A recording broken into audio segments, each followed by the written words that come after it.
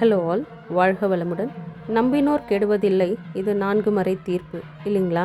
நம்ம நம்பி எல்லாரும் எல்லா விஷயத்தையும் எல்லாருக்கிட்டையும் சொல்லிட முடியாது. ஸோ அந்த மாதிரி நம்மளுக்கு ஒரு நம்பிக்கையான இடத்துல நம்ம ஷேர் பண்ணணும், நம்ம கஷ்டத்தை சொல்லிக்கணும்னு நினைக்கும்போது நான் போகிற இடம், என்னுடைய கால்கள் தேடக்கூடிய இடம் இந்த கோவில்கள் தாங்க. இங்கே வந்து போயிட்டு நம்ம இவங்களெல்லாம் பார்த்துட்டு பாருங்கள், எவ்வளோ அழகாக மகாலட்சுமி பிள்ளையார் எல்லாமே அலங்காரம் பண்ணியிருந்தாங்க.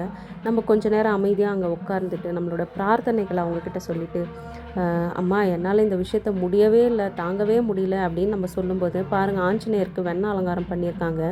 இதை பார்க்கும்போது என்ன தோணுது, கடவுளே வந்து மனித அவதாரங்கள் எடுக்கும்போது ராமா சீதா அவங்களுக்கே வந்து இவர் போய் ஹெல்ப் பண்ணார் இல்லையா? அப்படி இருக்கும்போது நம்மளுடைய கஷ்டங்கள்லாம் ஒன்றுமே கிடையாது. ஸோ அவங்கக்கிட்ட சொல்லும்போது கண்டிப்பாக அவங்க நம்மளுக்கு ஏதாவது ஒரு விதத்தில் நல்லது நடத்துவாங்க அப்படின்ற நம்பிக்கையோட என்னோடய கால்கள் வந்து கோவிலில் சுற்ற ஆரம்பிச்சிடுங்க. இந்த பூக்கள் வந்து பிரசாதமாக நம்மளுக்கு கிடைக்கும்போது நம்மளுக்கு கிடைக்கிற ஒரு சந்தோஷம் பாருங்கள், அந்த ஒரு கலர்ஃபுல்லாக நிம்மதியாக ஃப்ரெஷ்ஷாக. அதே மாதிரி அங்கே பூவெல்லாம் வாங்கிட்டு அங்கே அன்னதானம் பண்ண ஆரம்பிக்கும் போது பார்த்திங்கன்னா கோவில் கோபுரத்து மேலே கருடன் வந்து வட்டமிட்டதுங்க. இது வந்து எனக்கு பார்த்த உடனே மனசுக்கு வந்து ஒரு நல்ல ஒரு இது மாதிரி தோணுச்சு.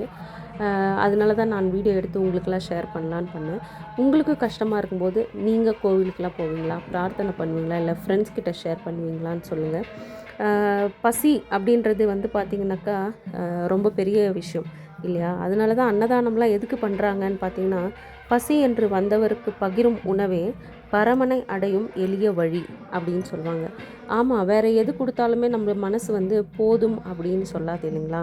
அன்னதானம் அப்படின்றது போது தான் சாப்பாடு அது மட்டும்தான் வயிறு நிறைஞ்சு நம்ம வந்து போதும் அப்படின்னு சொல்லிட்டு வருவோம். ஸோ அதனால தான் பார்த்திங்கன்னா அன்னதானம் வந்து கோயிலுங்களில் பண்ணுறாங்க. இப்போ இங்கே அன்னதானம் பண்ணுறாங்க இல்லையா, ஒரு அம்மா பிங்க் கலர் சாரீ கட்டிட்டு, அவங்க பேர் வந்து விஜய் அம்மா, என்னோடய க்ளோஸ் ஃப்ரெண்ட் அவங்க. இதை பார்க்கும்போது நம்மளுக்கு என்ன தோணும், வீட்டுக்குள்ளேயே உட்காந்துருந்தா இந்த தாட் வருமா, ரொம்ப கஷ்டம், எனக்கு தான் கஷ்டம் அப்படின்னு தோணிட்டு இருக்கோம் இல்லைங்களா?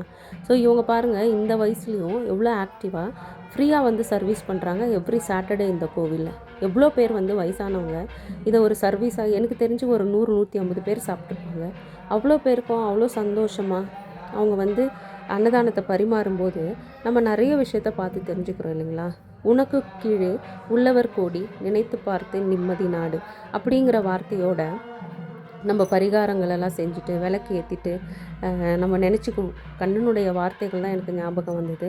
எது நடந்ததோ அது நன்றாகவே நடந்தது, எது நடக்கிறதோ அதுவும் நன்றாகவே நடக்கிறது, எது நடக்க இருக்கிறதோ அதுவும் நன்றாகவே நடக்கும் அப்படின்ற ஒரு வார்த்தையை நான் மனசில் எடுத்துக்கிட்டு அங்கே தீபாராதனையெல்லாம் பார்த்துட்டு ரொம்ப மனசு சந்தோஷமாக நான் வீட்டுக்கு வந்தேன்.